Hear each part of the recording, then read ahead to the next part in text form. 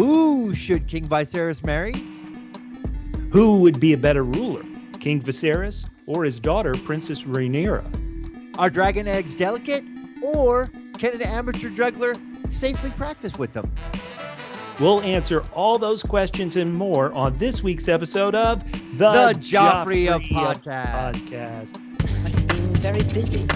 Many important matters require King's attention. I'm king now. King now. I am king. I am king. I am. Kiss it. I am. Kiss it again when I return. Your fingers or your king doesn't fingers discuss your battle plan. He's one. Stupid girls. Your fingers or your tongue. I am the king. I'm telling mother. Oh. My name's Bubba, and with me, as always, is Catfish. That's right. We're going to be breaking down episode 2 of season 1 of House of the Dragon, The Rogue Prince. We love a If rogue. you haven't seen this episode, bounce out because this is a full spoiler discussion. Catfish, what is your rating for episode 2? Oh, Bubba, I am going to give this 8, what I like to call triple S's. Wait, triple S's? Yeah, sea snake shenanigans.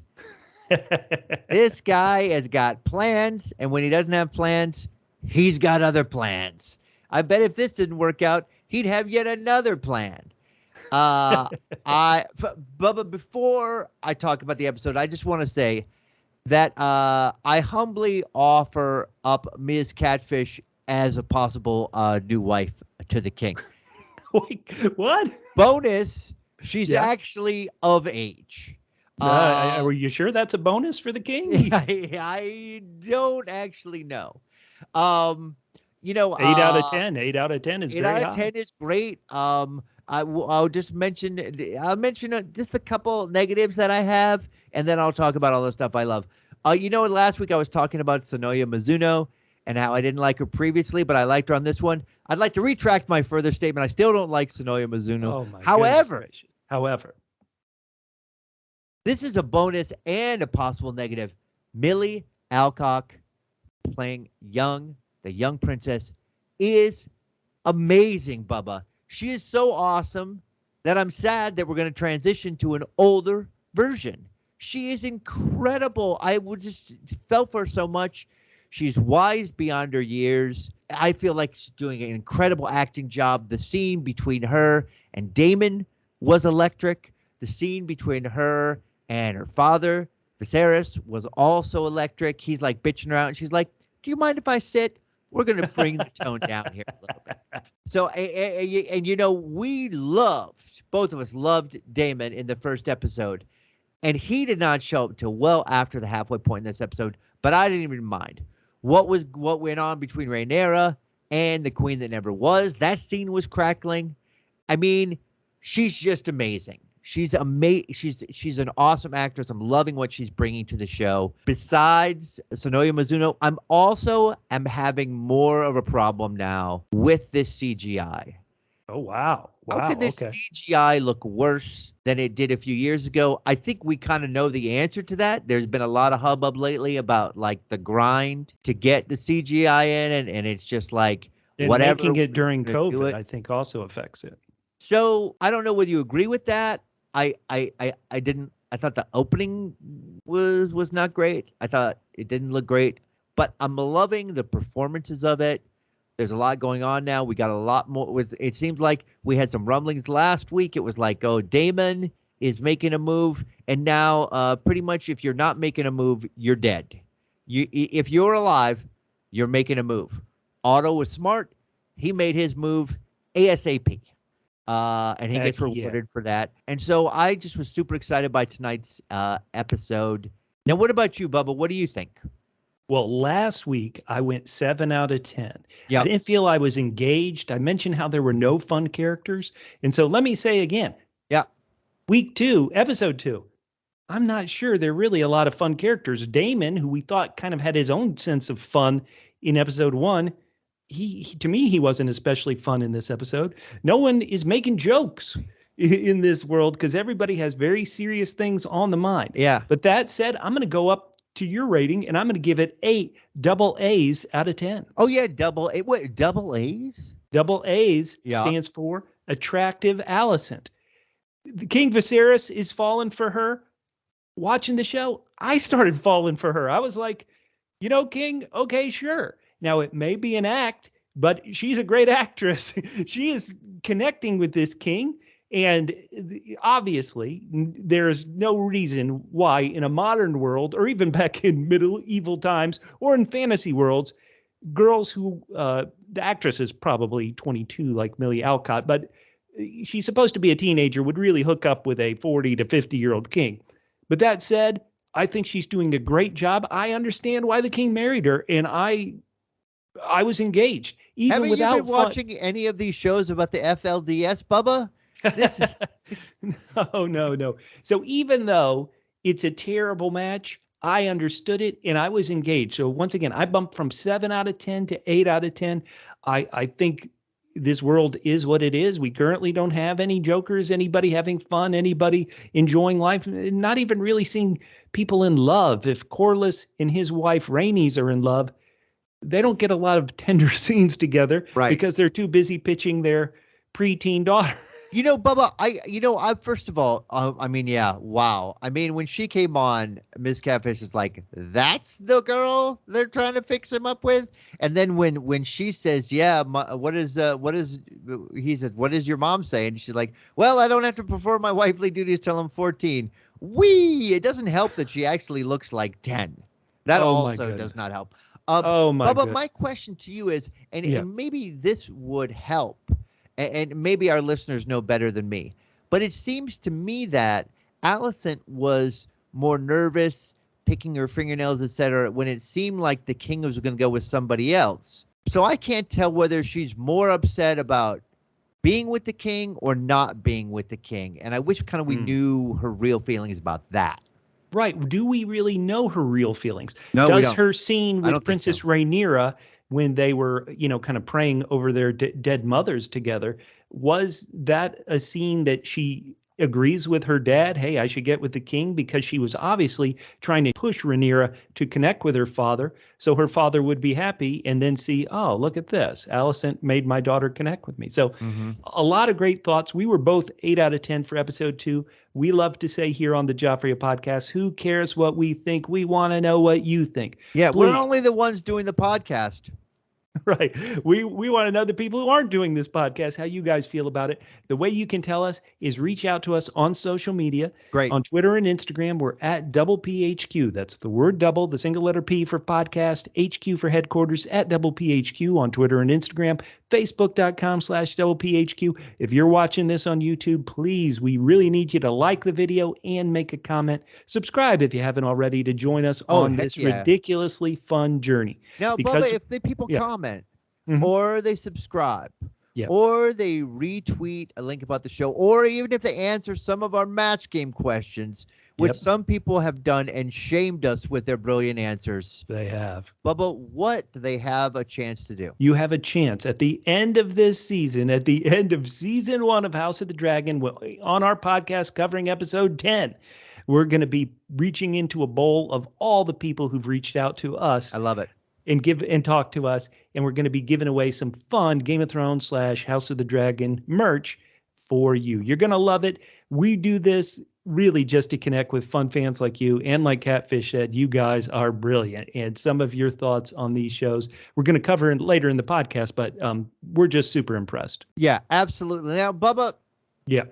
We should bring up the elephant in the room. First of all, the name of this podcast. Yeah, I'm talking about Alabama. No. The name of this podcast is the Joffrey of Podcasts. So obviously, this podcast is a very serious podcast, talking about things with depth and taste and sensitivity.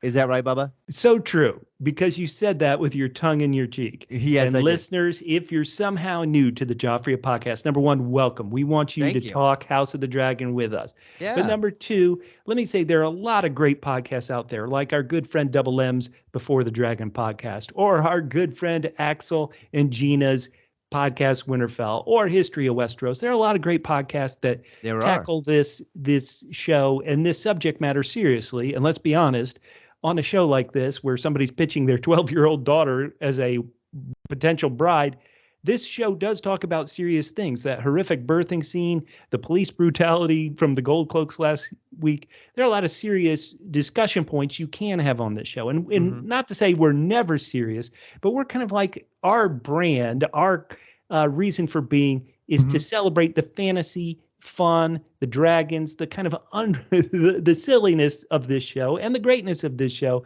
And so if we're super silly, we want you to understand that that's kind of it's what separates us from everybody else. So Exactly. if you like silly podcasts where people have fun and celebrate a great show like House of the Dragon, you're in the right place. I love it. I'm in the right place, Bubba, because especially with this show, I feel like with Peter Dinklage on Game of Thrones, there was a lot of humor. There was even humor with like Jamie. I mean, there was humor. This one's a little less humorous.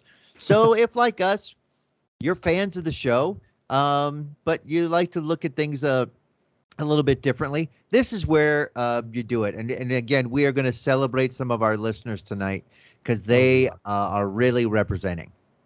Now, hey, why don't we go the other way and be serious for a moment here? Oh, God. The first episode didn't really have a traditional show open about do-do-do-do-do-do-do-do. This, episode 2, we finally see the show open for House of the Dragon. I was blown away that it's using the same theme song. That was like, oh my goodness, we really are in Game of Thrones. But it is a new animation. We're kind of following blood fall down. And so, Catfish, what are your thoughts? Once again, we'll be serious here for a little bit. I don't know, maybe we'll make jokes about the blood. But what are your thoughts on the new show open to House of the Dragon? Yeah, I thought those nerds behind us at the premiere said the song was different. There are in Double M, our good buddy Matt Murdock, who hosts the Before the Dragon podcast, there are different themes in music score on this show. But of course, nobody had seen the show open yet. So there was no show open in the premiere. And so now we're seeing the show open, and maybe Double M will tell us differently. But to me, that's the exact same song. Yeah, I thought it was the same song, except for, and again, it's been a while since I heard it, except for maybe a few different kind of stringy kind of stuff at the end. But it could have been the exact same song. I've said a lot about the CGI so far. I thought the blood was super fake. Okay. And so that it just my thoughts on the CGI I had with the open. What about you? Game of Thrones had an iconic show open, and you look forward to watching it every week. If you were one of those people who were like, ooh, where's the episode going to go? Is there going to be a new place on the map? You'd get excited about that. You were obsessed with it. I was obsessed. A lot of people were obsessed with the map. I don't think anybody's going to be obsessed with this. This is going to be one where when you go to HBO Max, maybe you do hit skip. You know what I mean? Oh, maybe. Yeah. Yeah, you could. I mean, we'll see if they're going to change it up at all. But I agree with you. That what was cool about the last one, and we saw lots of different things. And this is just the same, very, very fake blood. Well, hey, that's all I have to say. That's what we think, listeners. Once again, YouTube, go right down in the comments. Tell us what you think on social media at PHQ. Do you like the new show open? Do you like that it's different? Do you like that it uses the same song?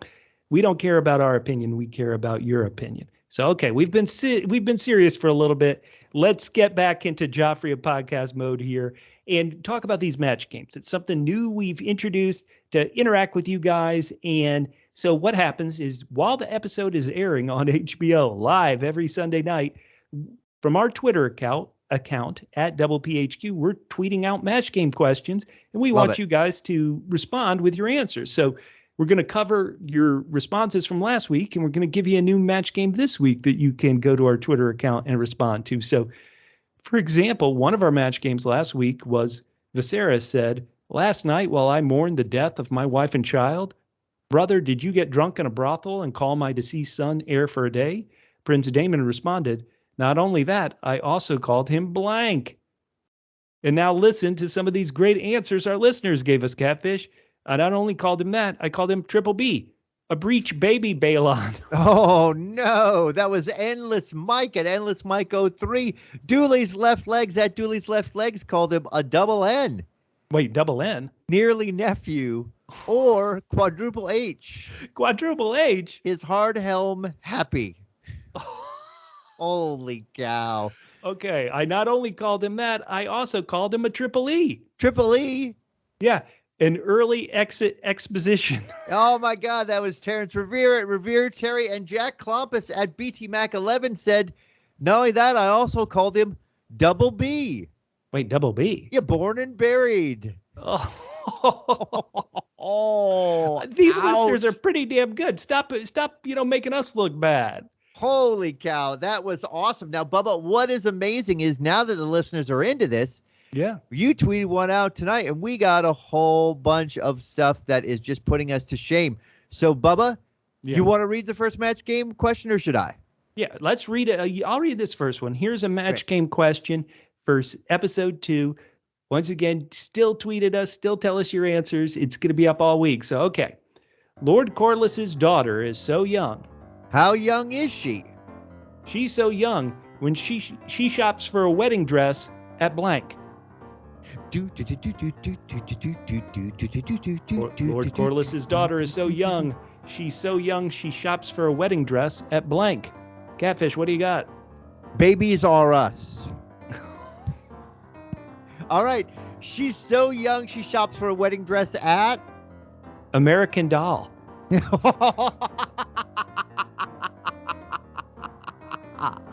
All right, Catfish, you ready? You crushed me on that one. I thought mine was great, but you crushed me. All right, let's get already what we have have. Answers for this. This is incredible. Once again, listeners, if you haven't done this yet, feel free to answer. So, okay, here we have 3 answers already. So, you ready?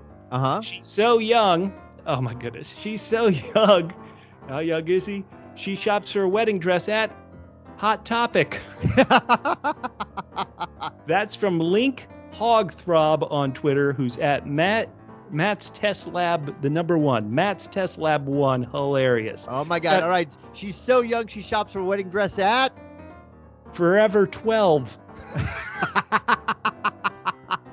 Who is that? That's Endless Mike 03 on Twitter. Endless Mike. We got one more. More. You ready? Yep. Give me the line.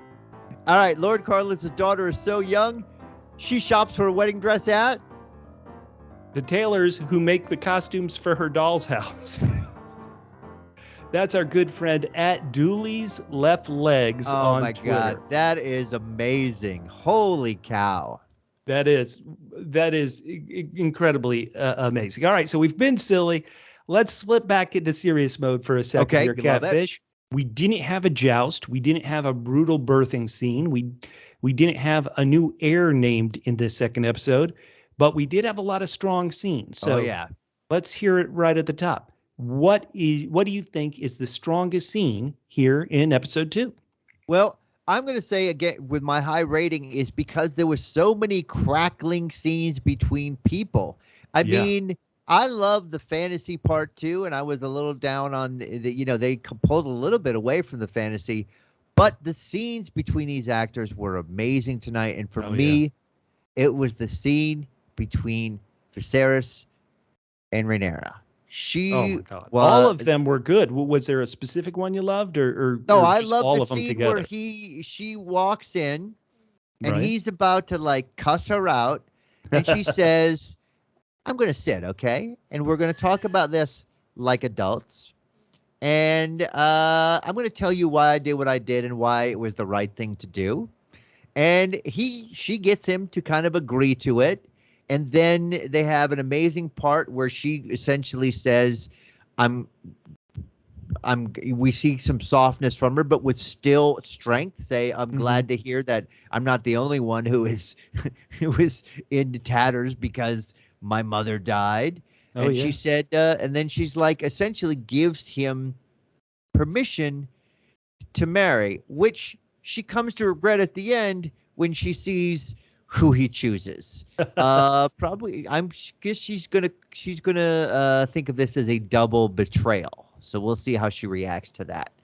I think you're completely right. I love how she said, well, I did go and I got the dragon egg back without any violence, which is probably better than Otto Hightower could have done. So good. Heck yeah.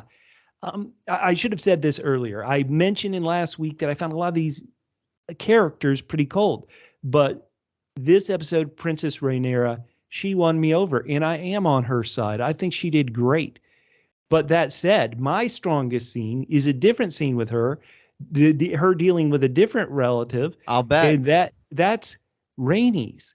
The two of them on Oh the my balcony. God, that's And great. I wrote these lines down where Rhaenys says, you know, she's kind of talking down to this little kid. She's like, listen, I understand the order of things.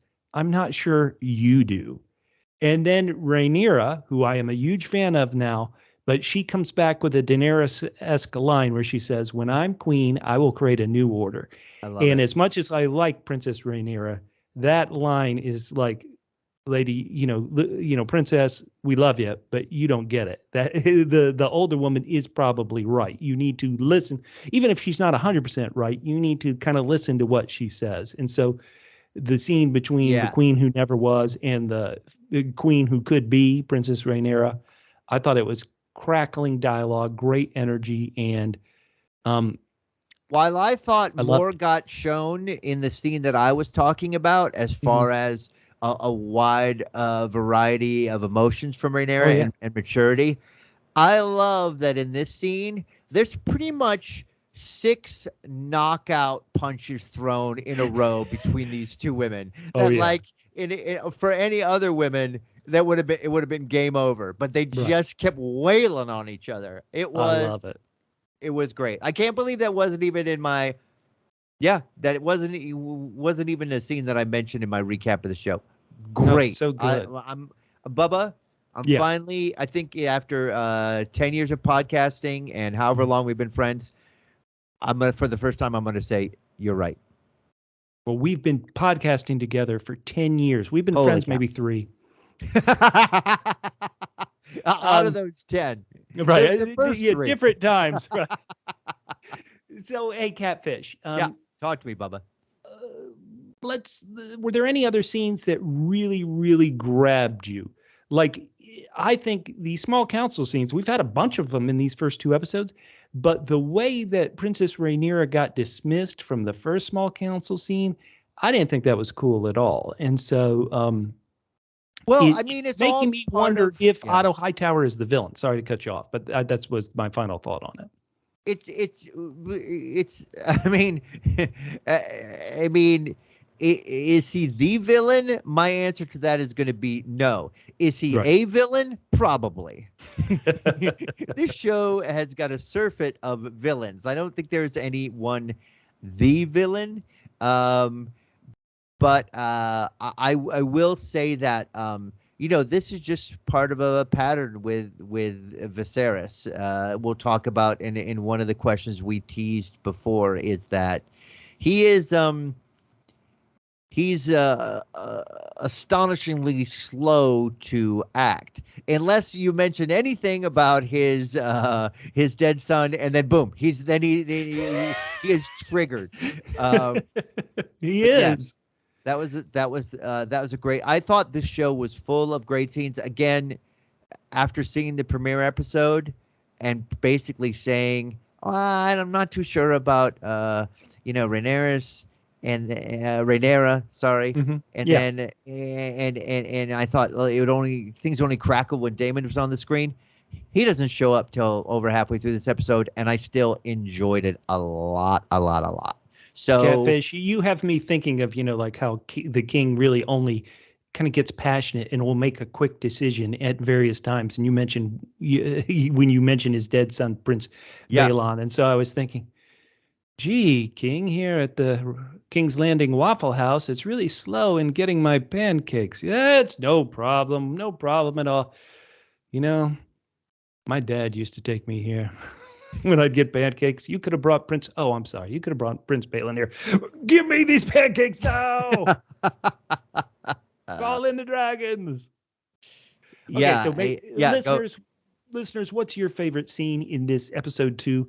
Once again, write down in the comments on YouTube, tweet at us, let us know, because we are very excited to talk about it with you. And hey, let's get to our second match game. You ready? Oh yeah, let's do it. Okay, why don't you read this one? All right. Well, we get it. Well, I'll read the one from last week first. Oh, yeah, we'll have please. some of our listeners. Sure.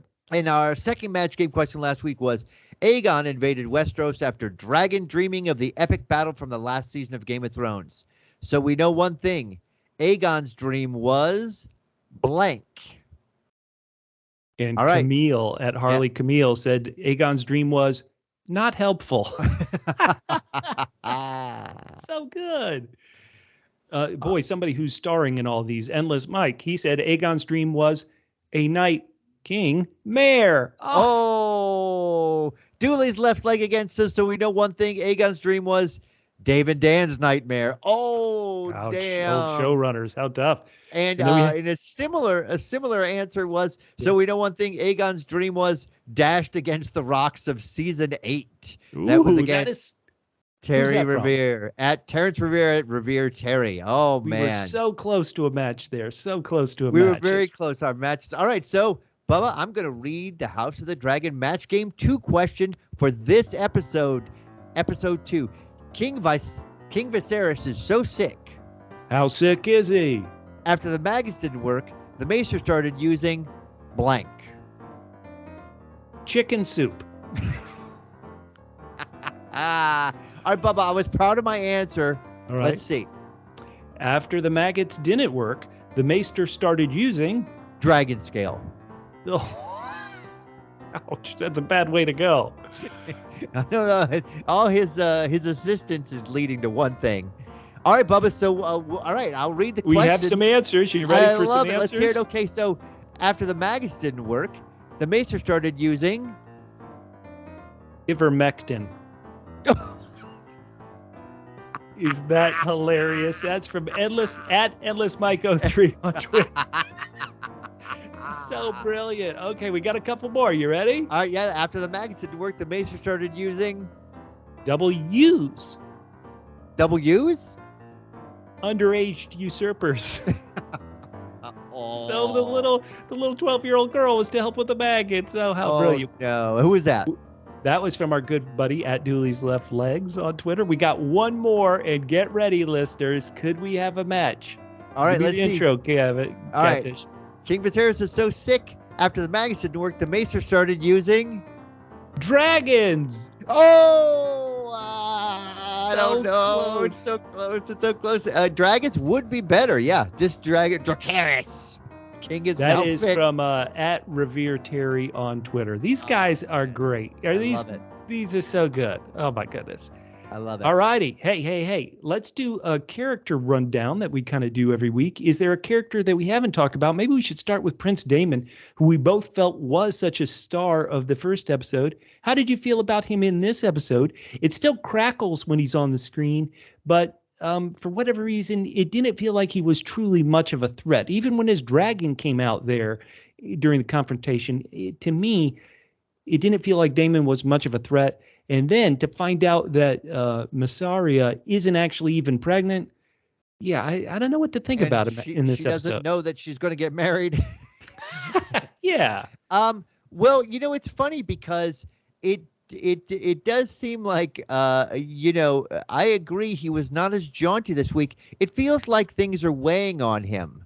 Mm-hmm. He does have the one thing that the king was right about was all these provocations was so that he could talk to King Viserys. He has, it kind of reminds me of my sister and my mother, Bubba. And I know this may be too far to go. Oh, wow. But, okay. If there's something that my mother doesn't, I know my mother doesn't like when I got a tattoo or started riding a motorcycle, I was like, I'm not going to tell her these things because she's not going to like it. But my sister would tell her things about herself that she know my mom wouldn't like because she wanted to get her respect. And I feel like Daemon is in this place where he's like, he's still respectful of his family. He's not going to burn down his niece. He wanted to have the conflict with the king. Now, I was afraid that he would have roasted everybody, except for the fact that I knew Otto Otto's going to get out of it. They don't, this is one of those things. In episode 2, yeah, you wouldn't think, right? No, this is one of those things when you Reese fans doesn't get out of bed for 2 episodes or something.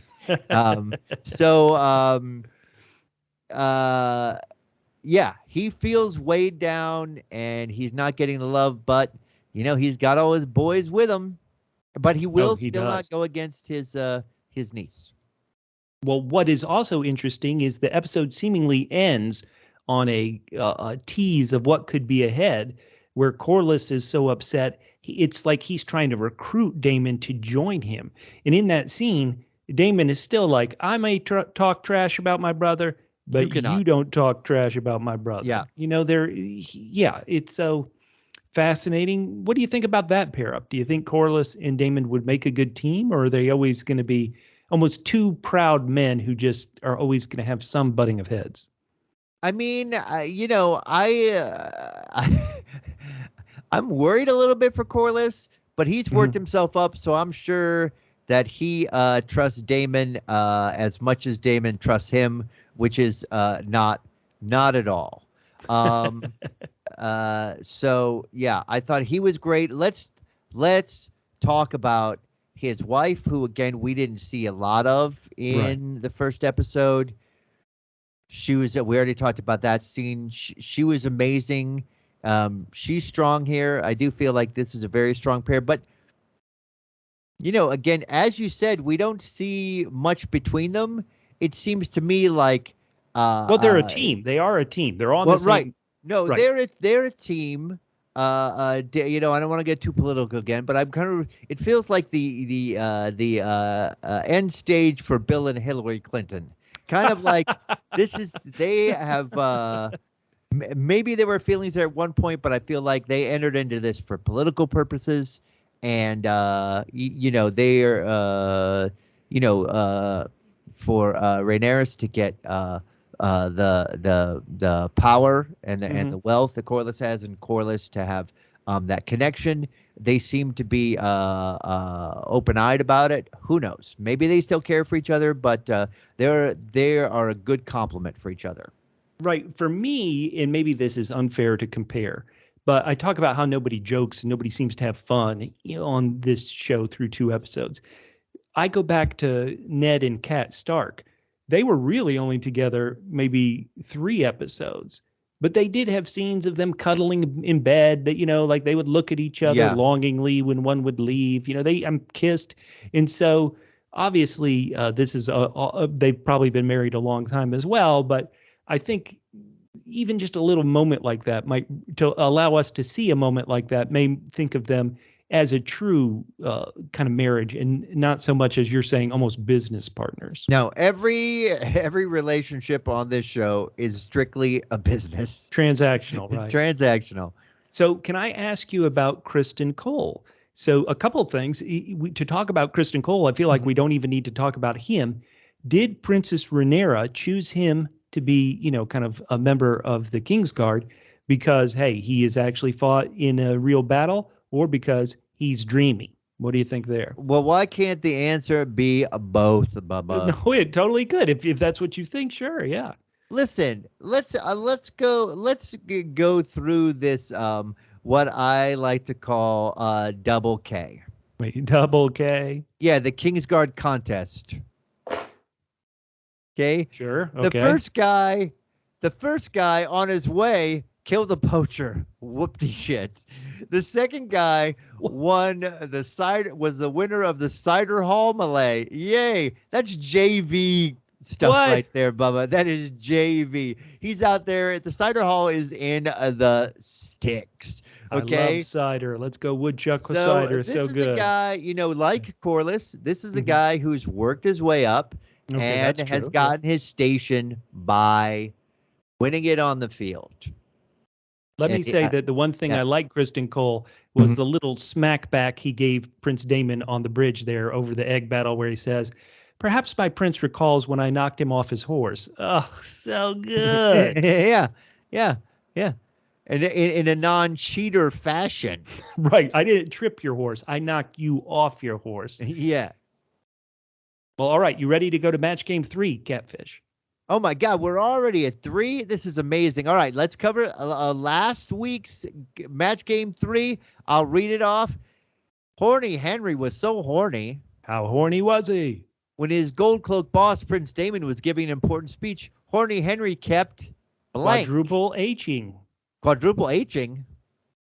Humping happily, hastily, and hushfully. That's at Nicholas Fortuna on Twitter. And guess what? We may have a semi-match because our next answer is also a quadruple H. Oh, my God. All right, go ahead. Read it off the question. Oh, Prince Daemon was giving an important speech, and Horny Henry kept his hard helm happy. That is at Dooley's left legs. That is like a match. Okay, we got a couple more that I just love. When Prince Daemon was giving an important speech, Horny Henry kept standing at attention. At Endless Mike 03. He should do this professionally. This is great. And we got one more from at Bill Kava. This we have to describe to you because it's so funny. Horny Henry kept nude. And he has a picture, a screen grab from the current match game where somebody had nude as an answer. Oh, so good. Holy cow. That's at Bill Kava, Kahva on Twitter. So all good. right. So now we've got a new match game question for this week. House of the Dragon match game 3 is Mysteria. I came to you to be liberated. Daemon. From what? Mysteria. From blank. Sex position. Okay, that's mine. All right, you ready? Okay, yep. Let me give it to you. I came to you to be liberated. From what? From? My bad accent. Oh, catfish, how cold. But is this she is trying great. to be French? I don't even understand. It doesn't matter. She when didn't you're speak as that beautiful much as last she week. is, you Yeah. All right, so Bubba. All right, forget our answers. Please, listeners, forget them as soon as you can. Are you ready for these listener answers, Catfish? I'm ready. Okay, so I'll read it at first. I came to you to be liberated. From what? From? The same main theme song from Game of Thrones. That's from Holly at Hunt Pants on Twitter. So brilliant. I love it. God. Okay, we got a couple more. I came to you to be liberated. From what? From? Double B's. Double B's? Brothel bonds. Oh, all right. I like that one. Okay, and who's get that? ready. Who is that get one? ready. We got two more. All right. Unnamed Mysteria. I came to you to be liberated. From what? From? This ridiculous mix of Mirish, Westerosi, and Shadowlands accent I seem to have developed on my journeys. Yes! We have a match, but get ready, Catfish, for our fourth answer. Wait, who did I match with? Oh, that's a good point. At Dooley's Left Legs on Twitter. Dooley, I love it. But hold on, we have one more answer, Catfish, so let's hear it. Okay, here we go. I came to you to be liberated. From what? From? My accent! Second match! No! That's from Tori Hunter, who's at Mando Tori on Twitter. So we have a match from Dooley's Left Legs and at Mando Tori. This is incredible. This is amazing. Now, Bubba, you told me not to look at them. I was not looking at them. I just answered the question. This is awesome. This is incredible. Listeners, we're going to be doing this all week. Even if you haven't gotten your match game answers in, send them to us after we record this podcast all throughout the week. Hell, send them to us months from now. This has been incredible. We love you guys. This is just incredible. Truly incredible. I love it. All right, Bubba. Well, it's time for our small council debates. Oh, we got to get serious again. All right, let's do it. Oh, man. All right. So, yeah, let's hear it. All rise. In our first case here of the small council, who should King Viserys marry? Small council, let's hear your answer. Catfish, that seemed to be the thing. You can say no one if you think it's too soon because it's only been half a year since the tragic death of his wife and his newborn son, Balon. So what do you think? Who should King Viserys marry? I definitely, Your Honor. Yes. I got to say it for you, Your Honor. He has to marry Corlys and Rhaenys' daughter.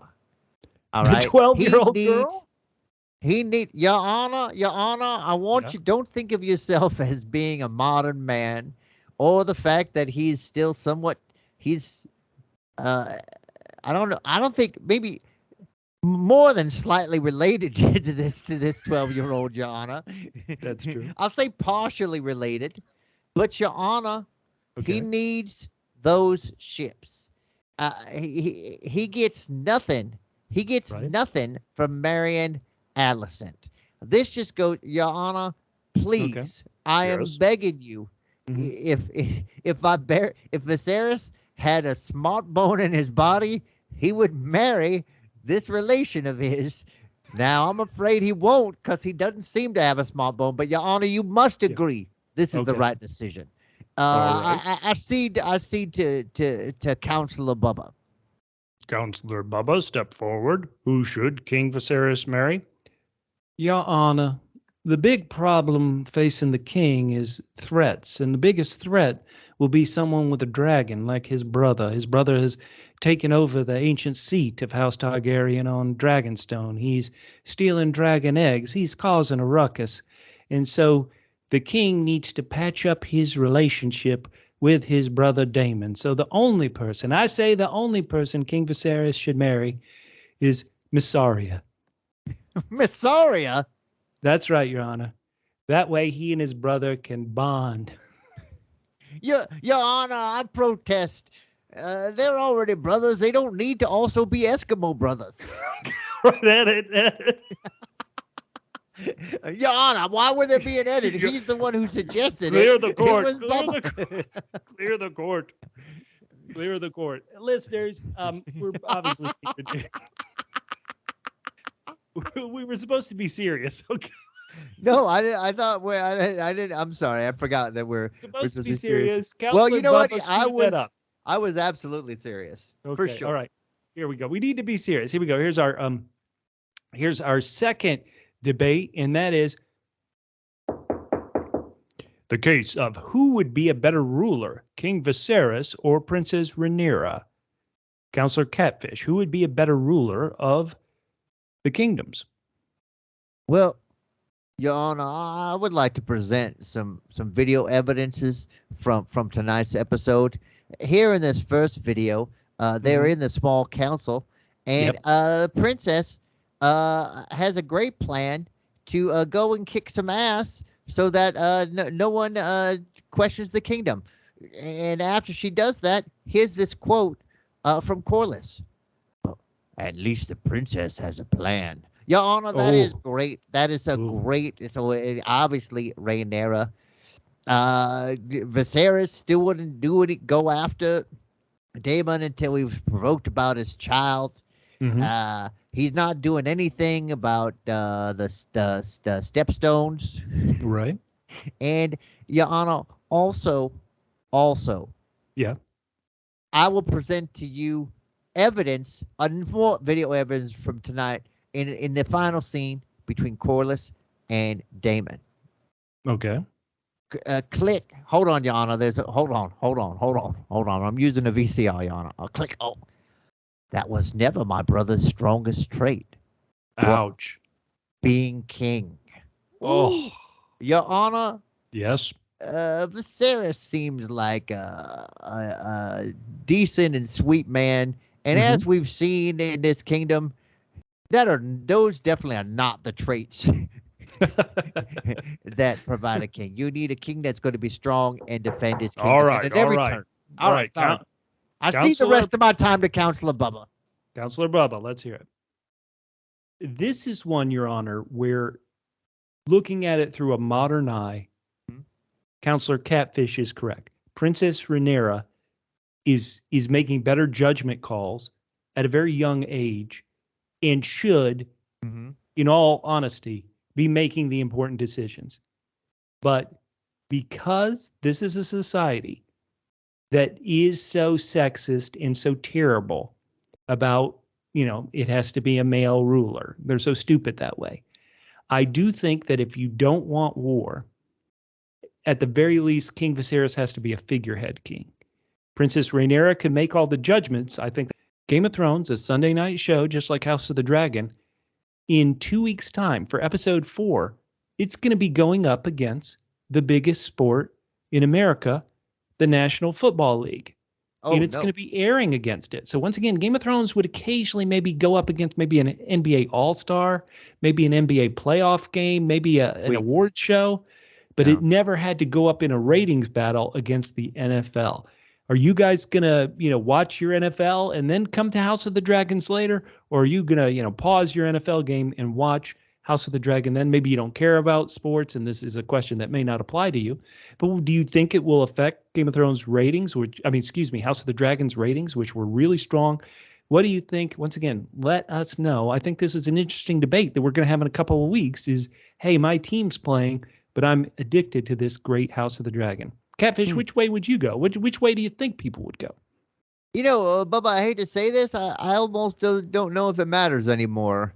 Oh, wow. No, you could be right. I know that Game of Thrones had 10 million night of. Now I don't know. They do House of the Dragon. Yeah. House of the Dragon, and they do it. They also do like day of +7. So I don't know what those numbers are. Day of +5. I assume most people are watching somewhere where they could record one.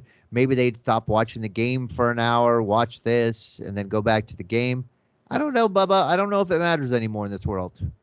Well, listeners, once again, tell us. I'm fascinated by it as just a, outside force on these shows that HBO spent millions on. So let us know. And right now we're going to get to your feedback, the smartest part of every episode of the Joffrey of Podcast. You ready, Catfish? I'm ready for this. We got some true Double L loyal listeners who were just toasting us that we're back, and we're so thankful.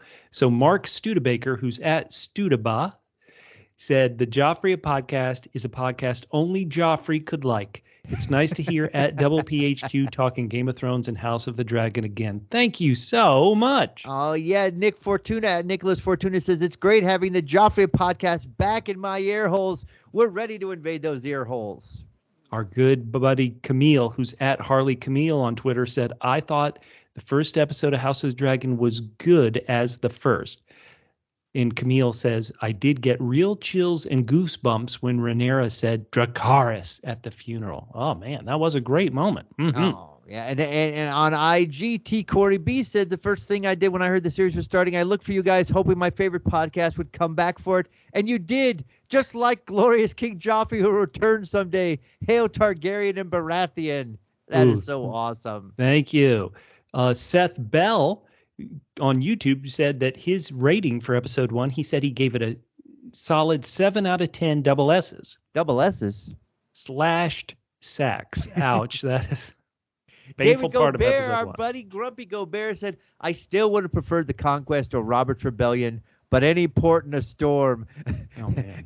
He's living up to his handle, Grumpy Gobert. He's like, I'll take whatever. We love him. Dooley's Left Legs, who we've already celebrated so much for all his great match game answers.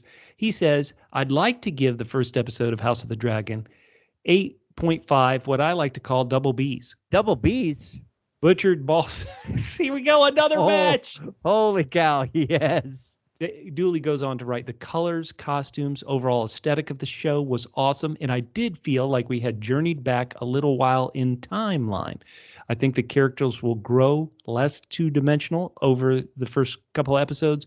Good start. Oh, man, really good. Yeah, no, I agree. All right, Patman23, who is so good. He writes weekly musings about the shows, and after the first episode, of course, he had to write. Basically, he wrote a thing all centered on how amazing Joffrey was. So I was glad to have him along on that. He did also say, I'm team Catfish when it comes to the Grand Maester's alleged wrongdoing in regards to Emma. A breech baby is risky even with modern medical setups. It's why they recommend C-sections. Melos was not offering to save either Emma or Balon. He was suggesting they try to save Balon. If Balon died with them going for breech delivery and the baby getting stuck, then Emma was doomed as well. He said it was definitely hard to watch, though. I know that in reaction to that scene, I've seen people say that shepherds can do C-sections and still save the sheep, and that might be true, but human women aren't sheep, and also a lot of sheep must have died before sheep C-sections techniques became safer. Let me ask, Patman, we love you. Why are you spending so much time learning about sheep C-sections? It seems very I mean, Patman odd. is an international man of mystery. Oh, he is. How he's got his fingers in everything. He knows everything. It's very hard to. I mean, I can't keep up with it, the breadth of his knowledge. He goes on to say, Okay. Mellos made it clear that it was either save one, the baby, or lose both. I didn't get the impression there was a way to save Emma unless she happened to survive the C-section. He does say, now, if Mellos chose to just efficiently remove Balon and not do anything to minimize the risk to Emma, that's a different story. Now, let me completely sidetrack Patman's notes. The actor who plays Maester Mellos, Grand Maester Mellos, is an actor named David Horovich, who back in the 80s and 90s, he was a recurring character on Agatha Christie's Marple series, playing Detective Inspector Slack. And those shows are still airing here in the United States. And, you know, I love murder mysteries, so occasionally I'll turn on a Marple. I didn't realize they were back in the 80s and 90s. And when the first episode ran, I was like, God, this Maester looks so familiar. And sure enough, this guy's been in the game so long, here he's still doing it. It was incredible. Oh, man. And to be unsidetracked, okay, yeah, please. Back to Batman Patman's continues notes. to go on saying succession talk could be very dry, but with everyone on edge, it was all very compelling. Especially Corlys bringing up his wife's claim by countering Otto's suggestion of Rhaenyra to counter Otto's enemy Daemon's claim. Otto saying, come on, let's be feminists. It's the 2nd century. We're enlightened. And Corlys is like, okay, so let's re-examine Rhaenyra's claim for feminism. Otto, we're not that enlightened. On the prophecy stuff shared by Viserys to Rhaenyra, I'm mostly positive. At some point, Rhaegar is going to read Nice and Fire Scroll, and I'm glad to see its inception. Oh, man. He said, I'm interested in hearing from people who hadn't read Fire and Blood, or even those who are extremely brand new to the George R. R. Martin cinematic universe or his books. He says, my dad has read the books, but not Fire and Blood. From watching the show, he didn't realize that Alicent was Otto's daughter. Oh, wow. It's Rhaenyra's sister and possibly Otto's wife. Oh, no. He missed that Otto's wife had recently died. He said, but Dad is pretty easygoing and assuming that it would all be reinforced later on for him, which I think is a good attitude. Yes. I think it's a lot easier on this show as well. He said he's really happy to be Westeros again and also listening to the greatest Joffrey Setting podcast. And in my own editor's note, the greatest of all podcasts, the Joffrey of Podcasts. It'll be fun watching the conflict between the factions on the show, echoed symbolically by the conflict between Team Bubba and Team Catfish, His Grace's most leal Bannerman. Oh, I thought he said Bannerman. Yeah. No, he said Bannerman. That's both of us. Oh, man. Patman, we love you. You guys follow at Patman23 on Twitter and read his stuff. It's on the great House of the Dragon, Game of Thrones website, Watchers on the Wall. Ooh, man, Catfish, we've done it. I got to be honest, we're still getting great match game answers. Let's go ahead and do this one match game answer just because it's so good. So you ready? We got this one from our good buddy at Nicholas Fortuna, who it's like, Lord Corlys's daughter is so young. She's so young when she shops for a wedding dress at Baby Gap. Oh, I was close. Baby's on Baby Gap. Oh, yes. So good. Close. So good. Hey, we've said it all podcast long. If you're watching on YouTube, we do need you to like the video if that's okay. We do need you to leave a comment and tell us your thoughts, your match game answers, anything you have, any thoughts you want. We do care about it, want to hear it. Also, we want to hear from you on our official Twitter and Facebook pages, Twitter at DoublePHQ, Facebook.com/DoublePHQ. It is great to be back in Westeros, and 2 episodes in, this is pretty good, huh, Catfish? I'm loving it so far. As I said, I didn't mind the pace of the first episode. I think but we're right. One of our loyal listeners said I expect it to become less two-dimensional. We're getting more and more from people. The scenes were delicious, and I'm looking forward more to that. And if you want to hit me up, you can hit me up on Twitter at CJGman67 and on Instagram at G to the Man, GEETOTHEMAN, G to the Man. Bubba, how can they reach out to you personally? You can hit me on Twitter and Insta at Fit and Trim. That's FITTENTRIM at Fit and Trim on Twitter and Insta. Oh, and you'll hear us next. Oh, wait, what? Say that? I'd say that is how completely horrible for the brand to have the same name on both things, Bubba. It is. All right. And you'll hear us next time on the Joffrey of Podcasts. Heck to the yeah. Oh, yeah. juggling my dragon. We may baby. have to stop Match Game if these listeners keep giving better answers than we do. This is so good. No, come on. Then we can pick out. That's how we'll pick our successors. All right. The best match game questions will take over the Joffrey of Podcasts. Heck yeah. See you guys next week. I'm telling Mother.